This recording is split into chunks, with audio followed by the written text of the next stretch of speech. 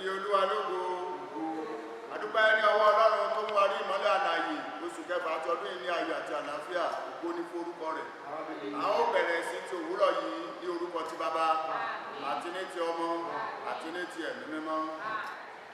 À ń tẹ̀síwájú ní ìsìn ti òwúrọ̀ yìí nígbà táwọn máa kọ ní orin ti Àpọ́sítélì Kristi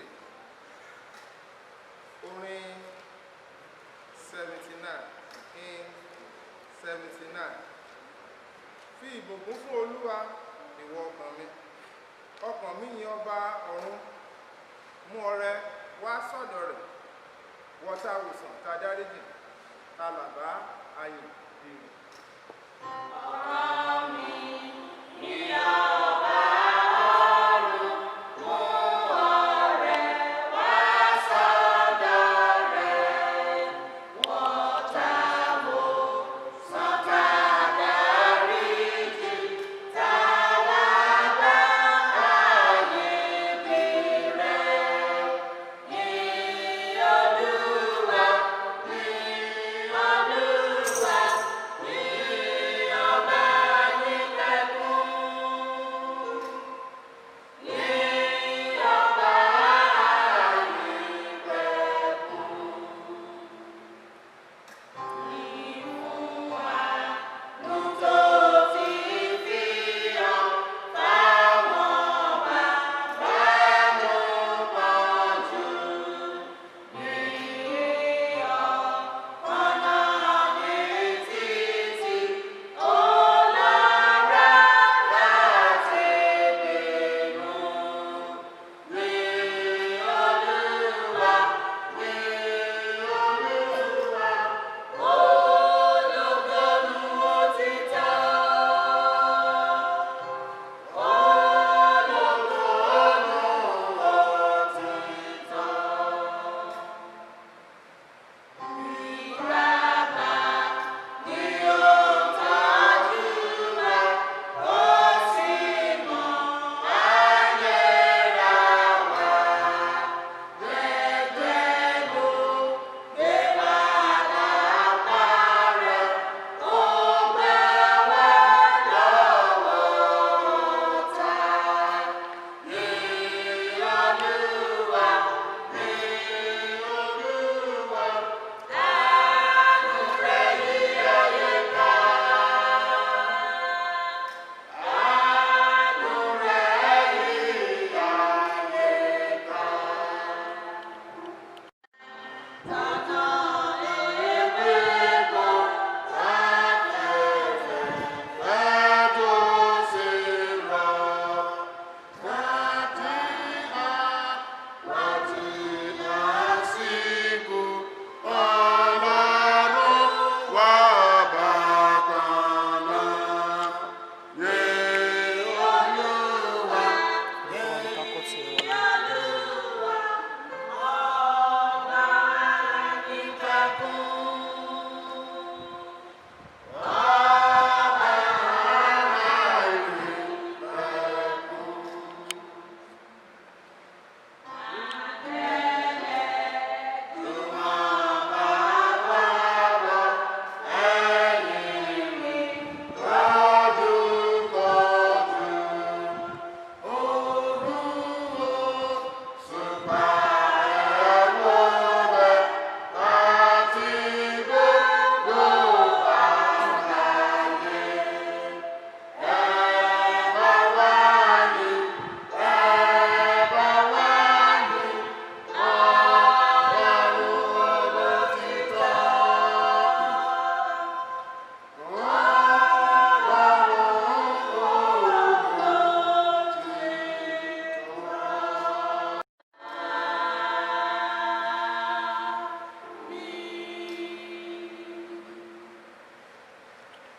ẹ jẹ́ kí a gbàdúrà ìbẹ̀rẹ̀ sí. Bàbá wa àti Ọlọ́run wa nípasẹ̀ Jésù Kristi, àwa fi ọpẹ́ ìyìn ògo àti ọlá forúkọ mímọ́ yín nítorí pé ọ̀rọ̀ rẹ̀ sọ fún wa wípé ẹ fi ọpẹ́ fún Olúwa nítorí tí àánú rẹ̀ ó wà títí. Àdúpẹ́ fún ìrìn àjò tí a ti ń bá bọ̀ láti January pé ẹ pa wá mọ́ nípa ti ara, ẹ pa wá mọ́ nípa ti ẹ̀mí, ẹ fún wa ní jíjẹ, ẹ fún wa ní mímu, bí a ti ń sùn à ń sùn láyọ̀, bí a ti ń rìnrìn àjò à ń lọ láyọ̀ à ń bọ̀ láyọ̀. Àdúpẹ́ pé gbogbo àkókò wàhálà orílẹ̀-èdè àgbáyé yìí gbẹ̀yìn Ọlọ́run fi wá sílẹ̀. ọlọ́run wa gbé yín ga olúwa gba ọpẹ́ wa ọba àwọn ọba gba ẹ̀yìn wa gbogbo ẹ̀ṣẹ̀ ìkùnà ìrékọjá tó ń jẹ́ kí ìsìn wọn ṣe tẹ́wọ́gbà ní àárọ̀ yìí olúwa dáríjì wá àfẹsẹ̀ ilé yín lọ́wọ́ ọlọ́run gba àkóso rẹ̀ olúwa járí ọwọ́ agbára yín ọmọdé àti àgbà ọkùnrin àti obìnrin olúwa bá ọkàn wa pàdé kí a tó lọ jẹ́ kí a di alábùkún fún orílẹ̀-èdè àgbáyé orílẹ̀-èdè nàìjíríà ọlọ́run gba àkóso rẹ̀ gbogbo àlàáfíà tó ti sọnù olúwa dá padà wá olúwa jẹ́ ká ní àlàáfíà ọlọ́run gbọ́ àdúrà nígbà tí a parí ohun gbogbo a ó fi ògo fún yín a ó sì di alábùkún fún lórúkọ jésù olúwa wa.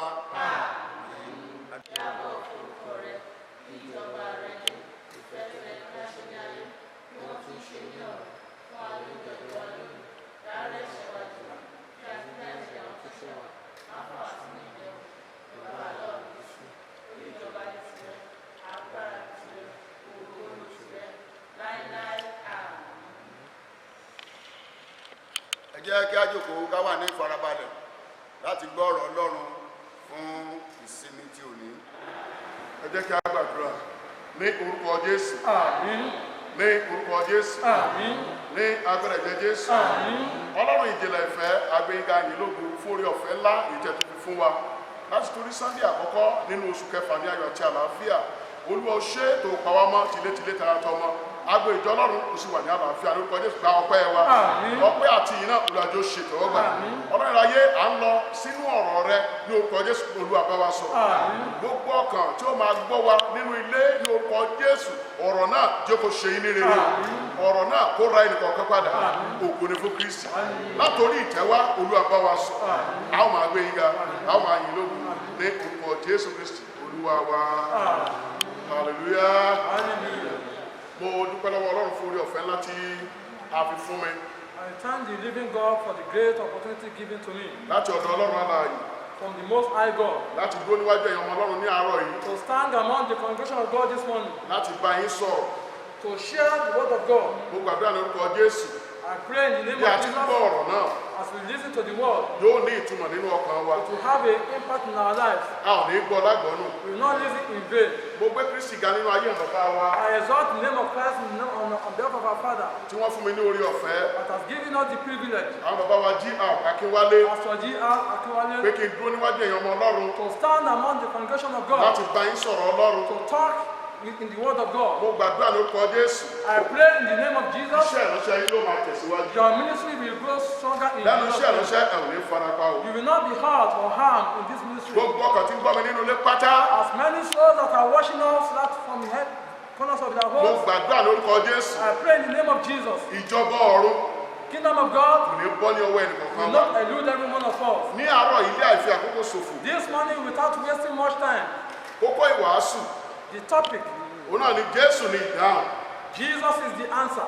Jésù ní ìdáhùn. Jesus is the answer. A mú ọ̀rọ̀ yìí jáde nínú ìwé òwe. The text is taken from the book of Proverbs, Orí ìkẹrìndínlógún ẹsẹ̀ ìkíní. 16 verse 1. Ó ní ìmúrasílẹ̀ àyà ti ènìyàn ni. The preparation of the heart in man, Ṣùgbọ́n láti ọ̀dọ̀ Olúwa ni ìdáhùn. and the answer of the tongue is from the Lord. That is the text. Praise the Lord. Hallelujah. Lesson. Isaiah chapter 43, Isaiah chapter 43, verse 1 to 3. verse 1 to 3. Ó ní ṣùgbọ́n nísinsìnyí báyìí ni Olúwa wí, ẹni tí ó dá ọ, Jákọ́bù, àti ẹni tí ó mọ̀ ọ́, Ísírẹ́lì. Má bẹ̀rù nítorí mo ti rà ọ́ padà. Mo rí i pé ní orúkọ rẹ ti èmi ni ìwọ. Nígbà tí ìwọ bá ń la omi kọjá, èmi ò pẹ̀lú rẹ, àti láàrin odò, wọn kì yóò rọ̀ ọ́ mọ́lẹ̀. Nígbà tí ìwọ bá rìn nínú iná, kì yóò jó ọ. Bẹ́ẹ̀ ni ọ̀wọ́ iná kì yóò rọ̀ ọ́. Nítorí èmi ni Olúwa Ọlọ́run rẹ, ẹni mímọ́ Ísírẹ́lì, olùgbàlà rẹ. Mo fi Íjíbítì ṣe ìràpadà rẹ, mo sì fi Ethiopia àti Ṣébà fún ọ. Ó jẹ́ praise the Lord. Hallelujah. Ní àárọ̀ yìí, This morning, a ó rí wípé à ń la àwọn onírúurú òkan kọjá we observe that we are passing through some hard times ní àgbáyé in the whole global world, ní orílẹ̀-èdè Nàìjíríà, in Nigeria as a ní nation, agbo ìjọ Ọlọ́run, in the church of God, nínú ìdílé kọ̀ọ̀kan, in every family, níbi iṣẹ́, in the place of work, níbi gbogbo tí a lè wà. wherever we might find ourselves, À ń la òkàkà kọjá we are passing through some time. bí a ṣe wà nínú ilé ènì. As we are in the house, À ń la àwọn òkàkà kọjá. we are passing through some challenges. Ṣùgbọ́n ta ni ìdáhùn But who is the answer sí àwọn òkàkà wọ̀nyí? to all these problems or Ta ni challenges? ojútùú Who is the solution sí àwọn òkàn wọ̀nyí? to all these issues? Òun náà ni Jésù Kristi. Is Jesus Christ. Ó ní Jésù ni ìdáhùn. Jesus is the answer. Ohun tí èmi àtẹ̀yìn lè máa là kọjá. Whatever thing you and I are passing through, Àwọn ìpèníjà tí a lè máa là kọjá. the shortcomings or challenges you might be passing Àwọn through, inúnibíni tí a lè máa là kọjá. the persecution that might be passing through, Àwọn onírúurú nǹkan tí a lè máa là kọjá. every sort of problem that might be passing through, Tó lè jẹ́ ìṣòro, that might serve as problem, tó lè jẹ́ wàhálà, that might serve as tó hindrance, lè jẹ́ ìdààmú. that might serve as problem. Jésù Kristi ni ìdáhùn. Jesus Christ is the answer. Bí a bá wo orílẹ̀-èdè yìí, If you observe this nation, a rí i pé à ń la òkàkà kọjá tó ní agbára. we observe that we are passing through some hard times Èyí tó mú kí ẹnìkọ̀ọ̀kan wa kó wà nínú ilé lọ́wọ́lọ́wọ́ that yìí. compulsively force every one of us to stay at home. Orílẹ̀-èdè àgbáyé ń la òkàkà kọjá. The world at large is passing through this stage. A ò lè lọ sí orílẹ̀-èdè kan lọ sí orílẹ̀-èdè kejì. We can't go between international again Torí pé à ń la ohun tó ní agbára kọjá. because we are passing through hard times. Nínú ìdílé kọ̀ọ̀kan à ń la ohun tó lágbára kọjá. In every family, we are passing through some challenges. Ó wá dàbẹ́ ni pé a ò mọ ọ̀nà àbáyọ. And it seems we don't know the way out. Tàbí kò sí ẹni tí ó lè gbà wá. Nor the person that can save us. Awọ̀ tún awò òsì. We look both sides. Kò sí ọ̀nà àbáyọ. There's no way for us. Ṣùgbọ́n ọ̀nà àbáyọ kan ṣoṣo. But the only one solution Èyí tí orílẹ̀-èdè àgbáyé ní. that the world has, Èyí tí orílẹ̀-èdè Nàìjíríà nídìí. that the Nigerian nation Èyí tí needs, àwọn ìjọ Ọlọ́run nídìí lọ́wọ́lọ́wọ́. that the church of God needs, Èyí tí ìdílé kọ̀ọ̀kan nídìí lọ́wọ́lọ́wọ́. that every household needs at the moment, Òun náà ni Jésù is Kristi. Jesus Christ. Òun náà ni Jésù Kristi. He is Jesus Christ. Praise the Lord. Hallelujah. A rí pé lónìí We observe today, à ń dojúkọ àwọn ohun tó ní agbára. we are being confronted with some tasks. Bí dídé Jésù Kristi tí ó bá tó àkókò, If coming of Christ is very much at hand, onírúurú àwọn nǹkan ni ó máa ṣẹlẹ̀. we are being prophesied that we have different calamities that will be happening. Onírúurú àwọn nǹkan ni ó máa We ṣẹlẹ̀. have that different things will be happening Èyí tí a ti rí rí, that we have seen, èyí tá ò tiẹ̀ rí rí, the one that we are not yet seeing. ó ń ṣẹlẹ̀ lọ́wọ́lọ́wọ́ báyìí. It's happening right now. Ìpànìyàn ó ń peléke sí i. Killing or kidnapping is on the high side. Wíwọlé pa àwọn ènìyàn gbá àwọn ìní wọn, ó ń tẹ̀ ẹ́ síwájú. Killing and maiming and the stealing of properties is taking place there in the house. Kò sí ààbò, There's no protection. ààbò kásẹ̀ nílẹ̀. Security is nowhere to be found. Bí oníkálukú bá ń lọ sí ìrìn àjò, Everybody embark on the journey. kò sí orí ọ̀fẹ́. There's no grace. Èèyàn máa wọ̀ tó máa wò sí. We be keep vigilant. Ẹ̀rù á máa bá ènìyàn. One will be afraid Torí pé kò sí ẹnikẹ́ni tó lè gbà wá. because there's no other person that can deliver Tí a us. bá ń sọ wípé Jésù Kristi ni ìdáhùn, If we mention Jesus Christ as the answer, a ó rí wípé ní orílẹ̀-èdè àgbáyé, if we observe in the world, olórí orílẹ̀-èdè ò lè gbà wá. the head of a nation cannot deliver us. Tí a bá wo agbo ìjọ Ọlọ́run alààyè, If you look at the church of God, pásítọ̀ ò lè gbà wá, the apostle cannot save us. àáfáà ò lè gbà wá, Our father will not save you. babaláwo ò lè gbà wá, Our bodies will not save us. àwọn alágbára ayé wọn ò lè gbà wá, The mighty men of war will not save us. àwọn ọ̀mọ̀wé ayé tí wọ́n mọ gbogbo wọn ò lè gbà wá. The professor and the learned person on earth will not deliver us Torí pé kò sí agbára lọ́wọ́ wọn. because they didn't have that power. Ṣùgbọ́n ẹni tí gbogbo ipá àti agbára bẹ ní ìkáwọ́ But rẹ̀. he that has the power Òun náà ni Jésù Kristi. is Jesus Christ. Ẹni tó lè dáhùn sí àwọn ìṣòro wa. He that can intervene into our Ẹni tó lè problem. kó wa yọ nínú ìṣòro. He that delivers us from our problem. Ẹni tó lè gbà wá nínú ìṣòro. He that can save us from our problem Òun náà ni Jésù Kristi. is Jesus Christ. Lórí ààbò, Concerning security, ọ̀dọ̀ rẹ̀ nìkan ní ààbò wà. it's only him that we find security. Ọ̀dọ̀ rẹ̀ nìkan òun náà láti lè rí ààbò gbà. It's only one that can secure us. Ààbò tí kì í ká kúrò. The one that will not be taken away. Ààbò tí kò ní ẹ̀tì. The solution that has no hindrances. Ààbò tó dúró re. The divine and Inú Jésù Kristi ló wà. sure security is Òun found náà ló in fi Jesus. jẹ́ Jésù Kristi òun náà ní ìdáhùn. That is why Jesus is the answer. Praise the Lord. Hallelujah. Tí a bá wo ẹsẹ̀ bíbélì tí a kà yìí. If you look at the textual Bible that we read, Ó ní bí o bá ń la omi kọjá, if you are passing through water, èmi ń wà pẹ̀lú I rẹ. am with you. Ìyẹn ni pé èmi àti ẹ̀yin ní orílẹ̀-èdè Nàìjíríà àti ní àgbáyé. It shows that you and I in Nigeria and the global world, À ń la wàhálà kọjá, we are passing through our time. à ń la omi kọjá. We are walking Ohun tó with lágbára ju èmi àti ẹ̀yin lọ à ń là á kọjá. That is much more powerful than you and now. You are ṣùgbọ́n ẹni passing through. tó ní ààbò lọ́wọ́, But the one that can secure us, ẹni tó lè gbà wá, the one that can deliver us, òun náà ni Jésù Kristi. is Jesus Christ. Òun náà la lè ké pè. Is the one that can call Bí a upon. ti wà nínú ilé mi, As we are in the house, ẹni tí a lè ké pè, the one that can call òun náà upon ni Jésù Kristi. is Jesus Christ. Ẹni tó lè gbé èmi àti ẹ̀yin, The one that can deliver òun us náà ni Jésù Kristi. is Jesus Christ. Ẹni tó ní ààbò lọ́wọ́, The one that has òun náà power ni Jésù is Kristi. Jesus Christ. Ẹni tó lè ṣàbò lórí gbogbo ọkàn tó ń bẹ ní orílẹ̀-èdè àgbáyé, The one that can secure every individual in the whole world òun náà ni Jésù is Kristi. Jesus Christ. Coronavirus èyí tó ń jà káàkiri lórílẹ̀-èdè àgbáyé, The coronavirus pandemic that is waging war with the whole ẹni world, tó lè gbà wá nínú ẹ̀, the only one that can save òun náà us ni Jésù is Kristi. Jesus Christ. Òun náà lèmi àti ẹ̀ gbọ́dọ̀ dì mú That is why you need to uphold this Jesus. láti dá a mọ̀ For you to recognize him, gẹ́gẹ́ bí ẹni tó lè dáàbò bò wá. for you to recognize and acknowledge him as the one that can deliver us. Hallelujah. Hallelujah. Tí a bá wo ètò ìjọba orílẹ̀-èdè, If you look at the programs of a nation, gbogbo rẹ̀ kàn dàrú lọ́tún lọ́sìn ní gbogbo ìgbà ni. where we just have a partner, Àwọn olóṣèlú wa wọn ò mọ ọ̀nà àbáyọ. the politicians doesn't know the way out Àwọn anymore. ológun wọn ò mọ ọ̀nà àbáyọ. The military don't know the way out. Àwọn ọlọ́pàá wọn ò mọ ọ̀nà àbáyọ. The police don't know the way out. Bẹ́ẹ̀ ni kẹ́tọ́ mọ ọ̀nà àbáyọ fún ìṣòro Only ayé wa. one person that has solution Òun náà ni Jésù Kristi. is Jesus Christ. Nínú ètò ìgbéyàwó rẹ, In your family ó lè challenge, máa la àwọn nǹkan kan kọjá. you might be passing some challenges Nínú too. ìdílé kọ̀ọ̀kan, In every ó lè family, máa la àwọn nǹkan kan kọjá. passing some hard Nínú times. iṣẹ́ rẹ, In your place of work, lọ́nà òwò rẹ, in your businesses, ó lè máa la àwọn nǹkan kan kọjá. passing some hard times. Ṣùgbọ́n Jésù ni ìdáhùn. There's only Jesus Lórí Christ. àwọn tó là kọjá, On those that are Jésù ni ìdáhùn. Jesus is the Lórí solution. àwọn ìpèníjà, On our challenges, èyí tí èmi àtẹ̀yìn là you kọjá. and I are passing through. Praise the Lord. Hallelujah. Àwọn kankan bá àwọn ènìyàn lẹ́rù. Some things make people to be afraid. Gbogbo ènìyàn Everybody wípé that ìjọ tiẹ̀ dájú wípé ààbò tí àti ẹ̀ lè fẹ̀yìntì ìjọ ń bẹ lórílẹ̀-èdè àgbáyé tàbí ní orílẹ̀-èdè is Nàìjíríà. there any assurance of divine, security that can, as a nation can rely on, the global can rely on? Ìjà àti ẹ̀ lè rí ẹnìkan Do we have somebody tó lè fi ipò rẹ̀ ṣe ìrúbọ fún ẹlòmíràn that can make his life as a sacrifice for others ní orílẹ̀-èdè Nàìjíríà in the nation Nigeria, tàbí ní àgbáyé? nor in the world? Kò sí. No other person. Ìdáhùn rẹ̀ náà ni wípé The solution is Jésù Kristi ni ìdáhùn. Jesus is the answer. Lórí àwọn tí a lè máa lọ kọjá, Concerning those things that you are passing Jésù through, Kristi ni ìdáhùn. Jesus is the solution, Òun náà ní àbáyọ. is the way out. Òun náà ní ẹni tí ó lè yọ wá nínú ọ̀fìn èyí tí àgbáyé wà àti orílẹ̀-èdè That Nàìjíríà. can save us, that can deliver us from the hollow that nation Nigeria and the whole world is found itself in. Hallelujah. Hallelujah. Ó ní Ọlọ́run ní ààbò wa Our God is our security àti agbára wa lọ́wọ́lọ́wọ́ ìrànlọ́wọ́ ní ìgbà and ìpọ́njú. a present help in times of trouble.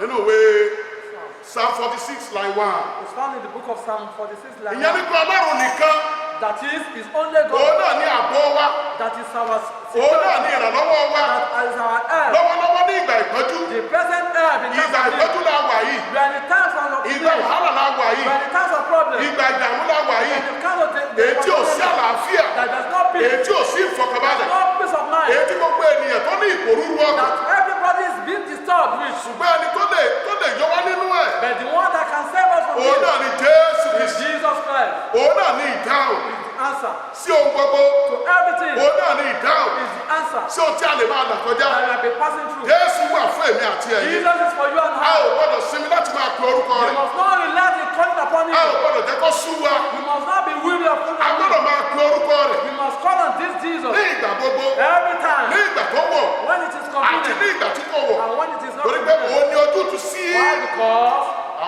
àwọn ìpèníjà ayé wa. the solution to challenges of our life. Òun ní Jésù nìkan ní àpáta àti agbára wa. Jesus is our fortress and our power. Òun ní ààbò wa. Is our protector. Bí àwa bá gbẹ́kẹ̀lé If you truly rely on him ní ìgbà gbogbo at all times tí a sì sí gbogbo ọkàn payá and we open our heart níwájú rẹ̀, in his presence, bàbá yẹn ṣetán láti gbé èmi àti that ẹ̀yin. Father is ready to deliver you and I. Ǹjẹ́ a sí ọkàn wa payá? Are you ready? Ǹjẹ́ àti ẹ̀ ní ìgbàgbọ́ nínú Jésù Kristi kó ló lè gbà wá? We have that faith in him that is one that can save Nínú us. ta ni èmi àti ẹ̀yin fi ààbò wa sí? In whom do we put our trust and our security? Nínú ta ni èmi àti ẹ̀yin tí a fi ó ní ààbò wa sí? Upon whom do we rely on? Jésù Kristi. Òun Jesus náà ní ọ̀nà Christ àbáyọ. is the way out. Praise the Lord. Hallelujah. Lórí àwọn àìsàn gbogbo èyí tó ń ṣe ẹnìkọ̀ọ̀kan. Concerning the various diseases that is waging war with every one of us. Àìsàn tó ń pa àwọn ènìyàn lónìí The one that is killing people today. kì í ṣe coronavirus nìkan. It's not only coronavirus that kills. Onírúurú àìsàn We have different òun náà ló ń bẹ lóde lónìí. that is waging war with the world. Èyí tí a gbọ́ tó tẹ̀kálẹ̀ òun náà là ń polongo rẹ̀ The lónìí. one we had that are proclaiming is the one we have now. Ṣùgbọ́n ẹnìkan ṣoṣo But the only one tó lè lo èmi àti ẹ̀yin. that can deliver you on Òun high náà ni Jésù Kristi. is Jesus Christ. Òun náà ni ìdáhùn Is the answer sí ohun gbogbo. to every problem. Òun náà ni ìdáhùn Is the solution sí àwọn wàhálà tí a lè máa bá pàdé. to every problem that might be facing. Hallelujah. Hallelujah. Ó ní àti láàrin odò wọn kì yóò bù ọ́ mọ́lẹ̀. In the midst of ocean, we will not be drowned. Èmi àti ẹ̀yin à ń la odò kọjá. You and I is drawing now. Wàhálà tó ní agbára. The war, the problem that is severe. Odò ayé lèmi àti ẹ̀yin wà. We are in the ocean of the world. You and Ṣùgbọ́n tó I. bá di òpó Kristi mú, The upon whoever that upon the odò ayé ò lè gbé lọ. will not be overwhelmed. Odò ayé ò lè rẹ́yìn ẹ̀. Will not be drowned. Torí pé Jésù Kristi ni ìdáhùn Because Jesus is the answer. sí àwọn ìpèníjà tí a lè máa là kọjá. The challenges of life that we might be facing. Hallelujah. Hallelujah. Ọlọ́run tóbi ju gbogbo àìsàn káìsàn lọ. God is bigger than every form of sicknesses. Àti ìṣòro kí ìṣòro tí èmi àti ẹ̀yin lè máa là kọjá. And sicknesses that are problems that you might be facing. Òun náà ló lè gbé èmi àti ẹ̀yin níjà. He is the only one that can deliver you on high. Jésù Kristi yẹn ni olùgbèníjà. Jesus is our helper Ní ìgbà wàhálà, in times of trouble, ní ìgbà ìpọ́njú, in times of need. tó o bá ti kẹ́pẹ́, If you call on Him, bàbá yẹn á dá ọ lóhùn. our Father is ready Tó o to. bá ti kẹ́pẹ́, If you call on Him, ìyanu á ṣẹlẹ̀. miracle will Bó happen. o bá ti kẹ́pẹ́, If you call on Him, àwọn èdè tí ayé fi dé èmi àti ẹ̀yin the chains that are being bound together á sì já dànù. will be loosed. Orísun ẹ̀jẹ̀, The woman of the issue of blood, ó di ìgbàgbọ́ Jésù Kristi mú. he uphold Jesus. Ó lọ láàárín àwọn ènìyàn. She went in the midst of Bí people. mo bá lè di ìṣẹ́jàsọ Jésù If Kristi I mú, can just grab the heads of her garment, màá gba òmìnira mi. I will be delivered. Màá bọ́ lọ́wọ́ ọ̀tá. I will be delivered. Màá bọ́ lọ́wọ́ Sàtánì. I will be delivered from Pẹ̀lú sin. ìgbàgbọ́ rẹ̀, With our strong faith, ó di ìṣẹ́jàsọ Jésù Kristi mú. she held the hands of garment of Jesus Torí Christ. ó mọ̀ pé òun nìkan ṣoṣo ní ìdáhùn sí ọ̀pọ̀ Because she òun. knew that Jesus is the only solution to our problem. Àádẹ́ ni pé Jésù jà á lẹ́nu fún rere. And we discover that Jesus supplies Àṣẹ ń her. jáde lára Jésù Power Kristi. came out from Jesus. Ìṣòro ayé rẹ̀ ó sì kúrò níbẹ̀. That issue of blood stopped. Torí pé ó sinmi lé. Because she trusted and Ó relied on Jesus. gbẹ́kẹ̀lé.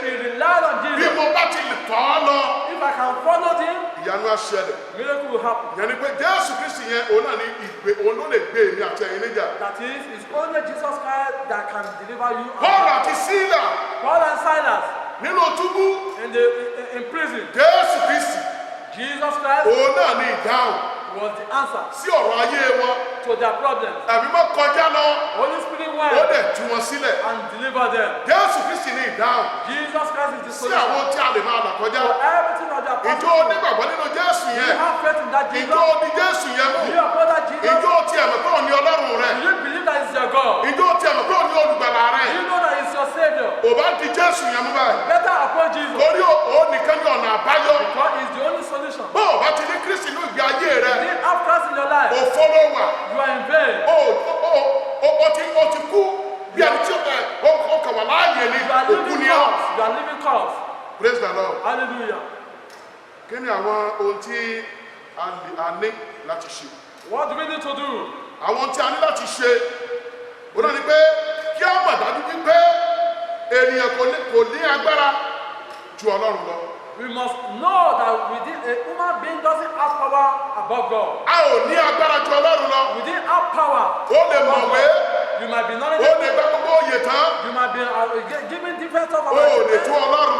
You cannot be greater Bó o than bá God. jẹ́ ológun tó ti gba general, Whether you are in the military and have been becoming general, ó lè tó Ọlọ́run. you can't be equal with Bó o God. bá jẹ́ president, If you are president of a ó nation, lè lágbára tó Ọlọ́run. you can't have power that can be equal Torí with pé that of God. Ọlọ́run yẹn òun náà ni olùṣẹ̀dá rẹ. Because it is that God that is your creator. A gbọ́dọ̀ rí pé Ọlọ́run ní agbára jù wá lọ. We must know and acknowledge that God is more superior than us. Nínú ìgbàgbọ́ pé Ọlọ́run nìkan ló ní ọ̀rọ̀ àṣẹ láti fòpin sí ìṣòro tàbí coronavirus èyí tó ń bẹ lórílẹ̀-èdè Why àgbáyé. believing that it's only God that has power over the problem that is waging war with the world, which is coronavirus? Òun nìkan ló ní àṣẹ. He has the authority over it. Ọlọ́run tó bá ìjì wí, The God that stopped the Jésù Kristi tó bá ìjì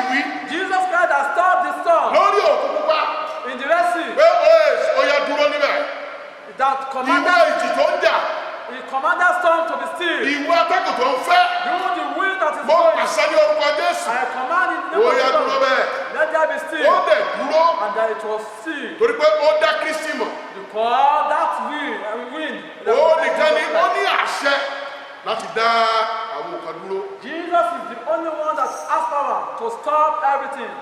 bí olúwa ka iwájú rẹ Place God before you ní ìgbà gbogbo at all times.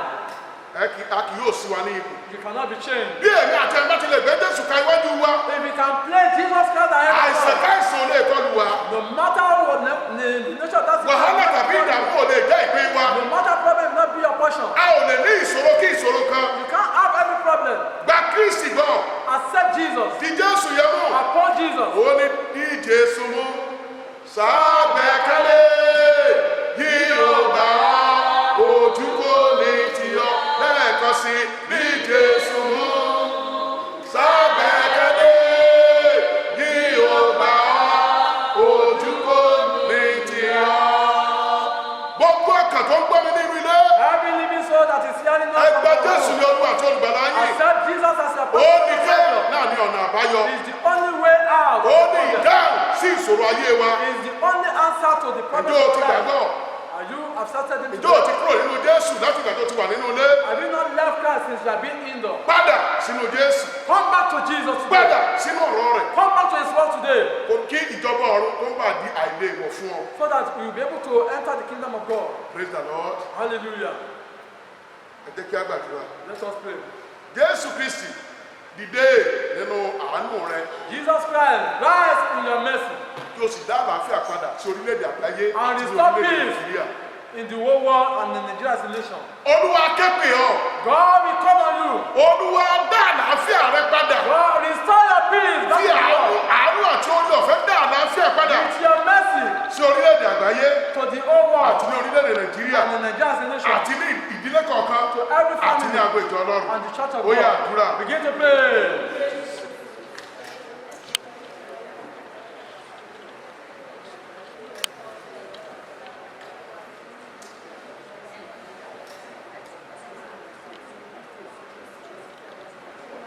Kristi Olúwa wa ní orúkọ Jésù lọ́run adúpẹ́ lọ́wọ́ yín fún ọ̀rọ̀ tẹ́ rán sí wa ní òwúrọ̀ yìí Olúwa gba ọpẹ́ wa ó ti fi Jésù hàn wá gẹ́gẹ́ bí ìdáhùn kan ṣoṣo tí ayé yìí nílò sónírúurú ìṣòro tí à ń là kọjá Olúwa dúpẹ́ lọ́wọ́ yín fún ọ̀rọ̀ yìí Olúwa gba ìyẹn wa àwa gbàdúrà fún orí ọ̀fẹ́ láti sinmi lé ìwọ Jésù láti sinmi lé ọ pátápátá láti máa wù ọ́ gẹ́gẹ́ bí ìdáhùn láti máa wẹ̀ gẹ́gẹ́ bí ọ̀nà àbáyọ sí ìṣòro wa lórúkọ Jésù Olúwa fẹ́ fún wa.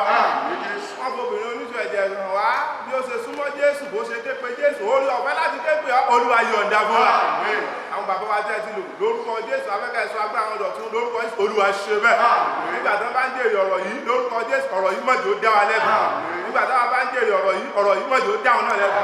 ní ìkẹyìn gbogbo wa jẹ́ ká fìjọba ọ̀run ṣe lè jẹ́ ní orúkọ Jésù Kristi Olúwa wa. wípé ọgbẹ́ ìsinmi òní jẹ́ kí a tẹ̀síwájú láti máa ní ìrètí nínú Ọlọ́run láìpẹ́ ní orílẹ̀-èdè Nàìjíríà àti gbogbo àgbáyé ohun gbogbo yóò bọ̀ sípò má sì gbàgbé ọrẹ ìsìn rẹ ìjọ ṣèṣì àti àmàbá wa láṣẹ àlàáfíà Ọlọ́run yóò máa bá wọn gbé o. nígbà tá a máa kọrin nínú ìwé ìrere tìjọ àpòsílẹ̀ Kristi orin onírúurú ìkọkànlélógún various 21 kò sí ìgbàlà lábẹ́ ẹlòmíràn nítorí kò sí orúkọ mìíràn lábẹ́ ọ̀run tí a fi fúnni nínú ènìyàn nípa èyí tí a lè fi gba wàhálà sáàdì orúkọ Jésù mú nígbà ìbànújẹ́ rẹ yóò sì fi ìtùnú fún ọ.